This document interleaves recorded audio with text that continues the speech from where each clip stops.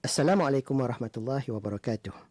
Alhamdulillah, welcome to this week's edition of AI and You, a program that explores and discusses issues on artificial intelligence or AI from the perspective of Islam. This program is produced by Batrisyia Afrina, and as usual for the next 30 minutes, you'll join me, Shaikh Mohd Saifuddeen with Shaikh Muhammad Saleh, as I speak with our guest panelists for the week. What do we have in store for everyone today? Inshallah, today we will discuss a topic entitled Guiding Algorithms Through Fiqh. For this discussion, we have with us in the studio, all the way from Johor, Dr. Mohammad Naqib bin Hamdan, Senior Lecturer at the Academy of Islamic Civilisation, Faculty of Social Sciences and Humanities, Universiti Teknologi Malaysia or UTM. Assalamualaikum and welcome to AI and You, Dr. Naqib. Waalaikumsalam warahmatullahi wabarakatuh. Thank you for having me and for this invitation. Thank you, Dr. Naqib, for being able to join us all the way from Johor this afternoon for our discussion.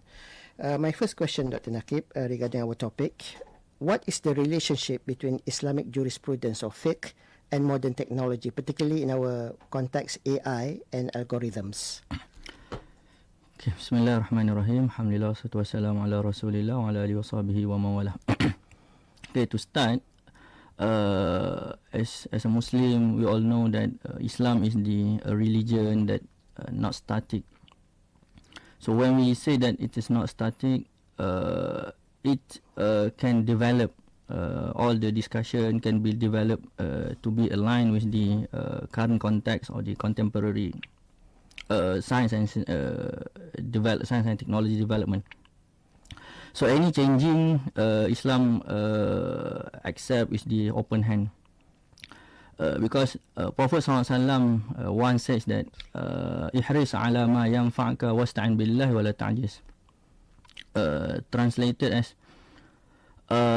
you must preserve or that is something benefit you, and ask help from Allah SWT, and then not to be weak. So from this verse, there is a more long hadith, but we focus on this certain part. Ihris ala ma yanfa'uka. If anything that is benefit, can give benefit to you as a Muslim, as a mankind, then it is accepted in Islam. So any advancement in science and technology, particularly in AI also, Islam accept it, and we must at least try to embrace it in the positive way. And then the term used by the Prophet ﷺ is ma yanfa'uka, that is benefit you, because there is in the world, each of everything that known as tools, it can be used in the positive or in negative ways. For example, if we have a sharp knife, so the knife can be used in a positive way, which is to cook and to cut a vegetable, fruits and anything else, and also can be used to do a crime. So this is where the position of tools. The tools, ma yanfa'uka, at least if it can benefit you, you can embrace it and you can use it. And then after that, so when we discuss about the physical tools, wasta'in billah, which mean even though there is a tools, Allah SWT is the one that final will give the outcome. So when we see, we read the cases between Prophet Ibrahim and his son Ismail, even though at the end of a session which is during the slaughter is not the slaughter is not completed, because Allah SWT is not allowed it. So for that, Prophet ﷺ asked wasta'in billah, because to relate it between the tools and the divine, the allowance of Allah SWT, whether Allah SWT allow it to be applied or not. And then after that, Prophet ﷺ said wala ta'jiz, which is not to be weak. So to discuss about the AI and the algorithm, so one of the maybe we can discuss about the meaning of the weak. So if we compare between the developer and the user, regularly the developer is more strong than the user. So Prophet ﷺ is like to encourage us not to be only the end user of the product, but to be more strong, which is maybe we can understand it as to be a developer of AI, so that the AI can be used according to the fiqh principle, to the Islamic law principle. So and then if we read the Quran also, there is a lot of Quranic verse that relate to the science and technology. Maybe some of the maybe I can we can discuss about the stories about Prophet Solomon and the Queen of Sabah. So when Queen of Sabah on the way visiting the Prophet Solomon his place, so Prophet Solomon asked if there anyone can bring the palace of Queen Sabah to the place of Solomon. Allah Ta'ala said in the Quran, stated in the Quran, قال يا أيها المال أيكم يأتيني بعرشها قبل أن يأتوني مسلمين قال عفريت من الجن أنا آتيك به قبل أن تقوم من مقامك وإني عليه لقوي أمين. And then قال الذي عنده علم, which is someone that have ilm, that have knowledge, من الكتاب, from the kitab. Some the Mufassirin said that the kitab is the divine knowledge, and some of them said that it is a knowledge he gained from the Prophet Solomon. من الكتاب أنا آتيك به قبل أن يرتد إليك طرفك. I can bring the palace even before you blink your eyes. So some of the Muslim scholars, physics, said that it is doable, for example, from the science and technology perspective, to transfer or to bring something that is physical to some other places theoretically. So some of the Muslim experts in physics say that it is doable from the physics perspective. So it might be from the science and technology perspective, but maybe some of Muslim scholars opine that it is from the perspective of karam, which is it cannot be copied by others except from the if God allowed it. So but from the science and technology perspective, some of the scholars, scientists say that it is doable and considered is one of the science and technology advancement during that day. Okay, so even though in the Prophet ﷺ life also, there is when Prophet ﷺ arrived from the from Mecca to Medina, so he found that people of Medina use some of technology to enhance the dates production, and then Prophet ﷺ asked them to not doing it because of his perspective as a human being, because it is a new that he don't have maybe a knowledge particularly about the kind of new dates enhancement. And then after that, for that season, the production of dates is very low, and then they asked Prophet ﷺ about this problem, and then Prophet ﷺ said, "Iza akhbartukum bi syai'in min amri dinikum fa innama huwa biwahyin." If I say to you about something that is for your religion, so it is a divine. Wa iza akhbartukum bi syai'in min amri dunyakum fa innama ana bashar. If I say to you about something that is related to your life, so it is my perspective as a human. Wa antum a'lamu bi umuri dunyakum, and you are the one that is more knowledgeable about your life, about your things. So back to our discussion about AI and algorithm. So if we relate to the norm condition of any tools, the tools have no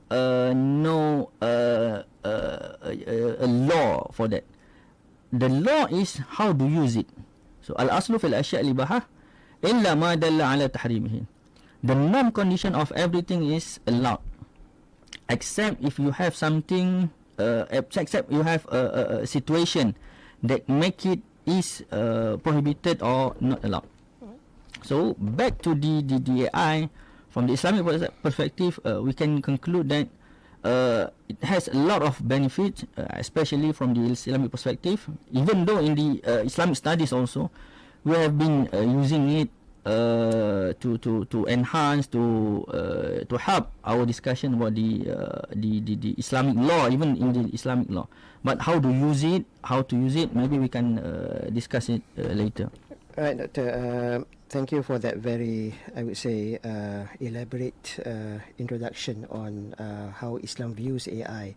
One of the things that you mentioned is that we need to be developers, not just end users, because perhaps by being developer we can be a stronger ummah. Now, how can fiqh principles be used to shape ethical guidelines for AI and algorithm development? This is particularly for those who are in the development side of AI. Okay. So when we discuss about the fiqh principle or Islamic principle, one of the most referred principle is the maqasid Sharia.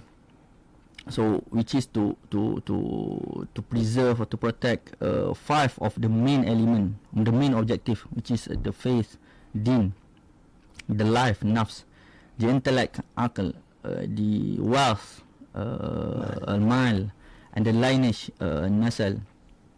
So if the AI can protect these 5, used to protect these 5, or if the AI is misused to contradict with these 5 elements, this maqasid Sharia, so the status will be different. So for example, if the AI, but when we discuss about the protect of deen, for example, so AI, as we mentioned earlier, it is only a tool. So we can use it, AI, to preserve Islamic teaching, and also the AI might be used to misleading about the deen or the Islamic teaching also.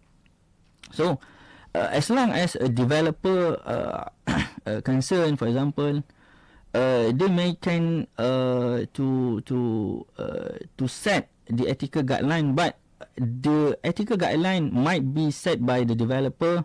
But for me, from my perspective, the most important thing is the end user of the AI. So the user of the AI need to install the ethical guidelines within themselves, how to use AI according to the maqasid Sharia, and not use AI to contradict with the maqasid Sharia. So that's the first one, is from the maqasid Sharia perspective. And then the other principle also might be the al-adl, or the fairness. So in Islam, when we discuss about the fairness, it is to put something at its correct place. So the fairness and the musawa, or the equality is different in Islam, but both of them is important. So when we discuss about the fairness, which is to put something in the condition, so regularly when we discuss about the fairness during the decision making, which is to put something at the place, not to equally discussion. So the fairness during the judgment, or for the hakim, Prophet ﷺ once said that about the إذا حكم الحاكم فاجتهد فأصاب فله أجران. So if the judge make a decision and the decision is made correctly, so the judge will receive 2 awards. And then Prophet ﷺ إذا أخطأ and if he's make a decision that is wrong, so he get one gift or one reward. So when we discuss about the fairness, so the judgment need to put something at the fairness level. So when someone asks help or ask the question to the judge, so for example, when discuss about the asnaf zakat, for example, there is a lot of subjectivity to the end decision. So maybe two asnaf zakat comes to the zakat and ask for help. So even though the both asnaf zakat is in the same, for example, both of them are male and both of them in the same age, for example, but the person might be receive more than the other person because of the use or maybe more context or the subjective context to be taken. For example, maybe some of the asnaf have the injured mom, for example, or more sibling to, or more sons or more daughter compared to the others. So this is where maybe AI can help this kind of decision to balance between the objective and the subjective context of the judgment or decision making. And then after that, I think one of the main condition is AI did not bring harm to others. Prophet ﷺ said that la darara wa la dirar fil Islam. And then with that hadith, Muslim scholars summarize one of the five main qawaid fiqhiyah or Islamic Marxism known as al-darar yuzal. That anything that bring harm must be executed. So it must not be allowed at all. So when using AI, maybe the developer can put some algorithm that certain keywords, for example, or certain context is not to be allowed. Yeah, I know maybe some of the other perspective that might find it as a bias, but maybe a bias from other perspectives is needed to control a human being, so that they are not use AI to something that is maybe to a crime, for example, to prohibited steps, because Prophet ﷺ also said that ma dalla ala tahrimihi fahuwa haram. Anything I don't think this is a prophet that, but anything that can bring something to the prohibition, it is also prohibited.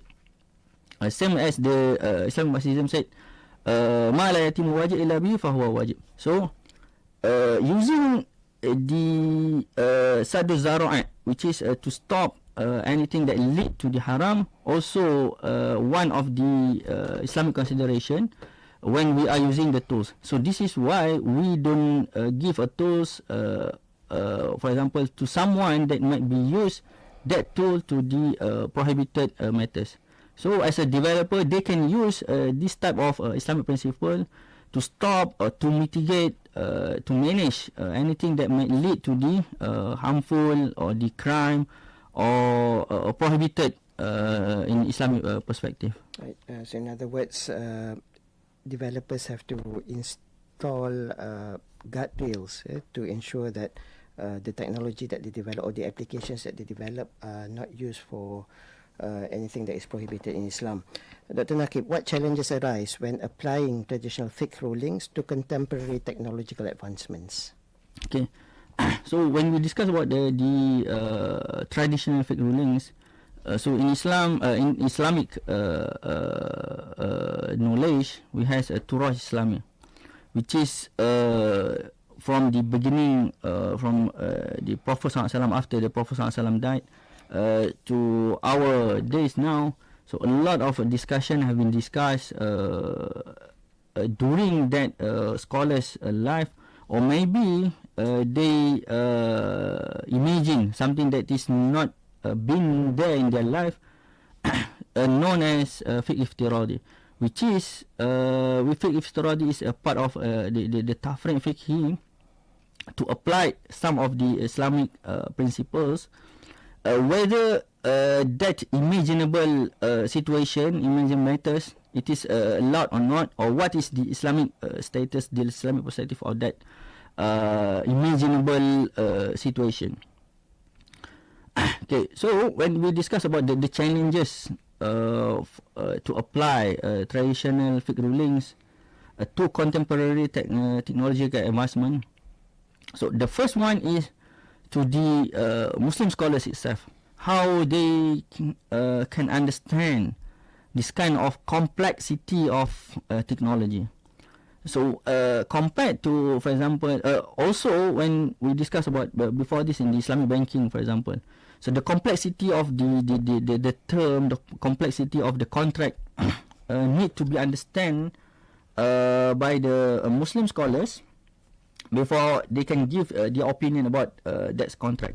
So the same also goes to the technology and the science and technology situation, especially in the AI.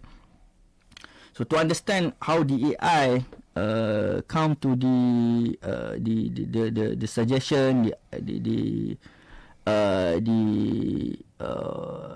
finding, the output. So how the process from the data extraction, the data collection. So at least, even though it is not that deep, at least the Muslim scholars need to understand about it, because they have said that al-hukmu ala shay'i far'un an tasawwuri. The condition or the status of that something is part of the understanding of that situation or that thing.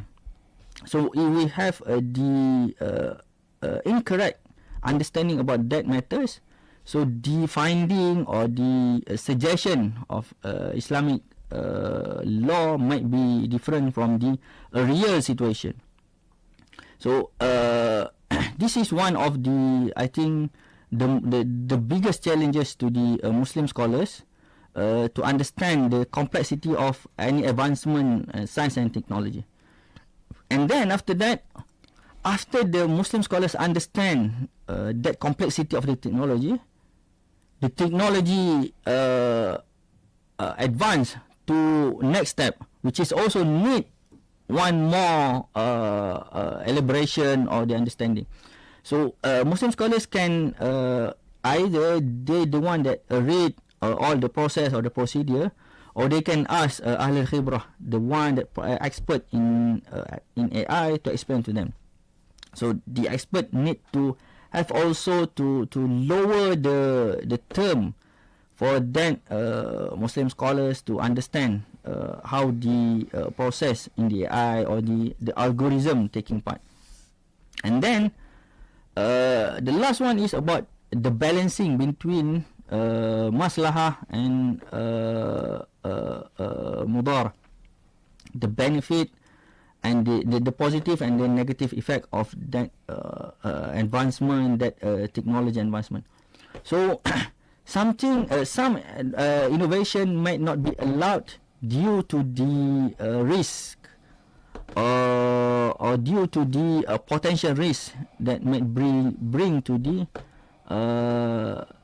human, but to use risk as the final conclusion or the final argument to not allow something might not be strong, because along the way, for example, after a year or 2 years, maybe that risk might be not there, and the situation might be different from the previous Islamic law or the conclusion by that scholars.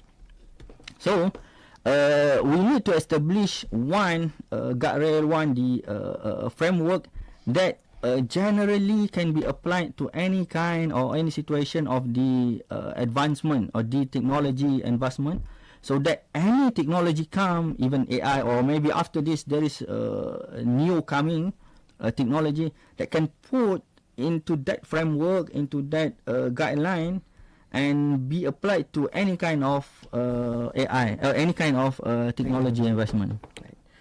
Right, Dr. Naqib, believe it or not, we are already coming towards the end of our program. Perhaps before we end, maybe you have some concluding remarks that you would like to share with our listeners. Okay, maybe for as a conclusion, so maybe I can divide to two perspectives. One, as a user and a end user of AI, so we ourselves need to use the AI according to the Islamic teaching, a basic Islamic teaching, as we mentioned before, to follow the maqasid Sharia, to follow the fairness, to follow the to not bring harm to the others. And as scholars, Muslim scholars that specialize in the Islamic law, for example, so we need to find a way how to use this kind of technology, AI and others, in a best way, without we put it aside. Because believe it or not, we cannot live now. Actually, any kind of any situation, our life is very depending on AI. So as Muslim scholars, we might use this AI to enhance our discussion, enhance our argument during the discussion about the Islamic perspective on AI itself, or Islamic perspective on either kind of technology or other new advancement that coming to humanity. Right. Thank you very much, Dr. Naqib, for sharing your views on the topic guiding algorithms through Fiqh. I believe that Fiqh plays a crucial role in guiding developers and users, as you have already highlighted, in using AI technology in a responsible, ethical and beneficial manner. I think one important takeaway message from our discussion this afternoon is that there is a need for a synergy between Islamic scholars and also technology developers in order for the technology that is developed to be guided with principles that are in line with Islamic teaching. Unfortunately, Dr. Naqib, that's all the time that we have for this week's edition of AI and You. But before we end, I would like to express my gratitude to you for being able to join us this week on AI and You. And for the last 30 minutes, ladies and gentlemen, you have been listening to AI and You. I am Shaikh Mohd Saifuddeen by Shaikh Muhammad Saleh, signing off. Until next week, wabillahi taufiq wal hidayah. Wassalamualaikum warahmatullahi wabarakatuh. Waalaikumsalam.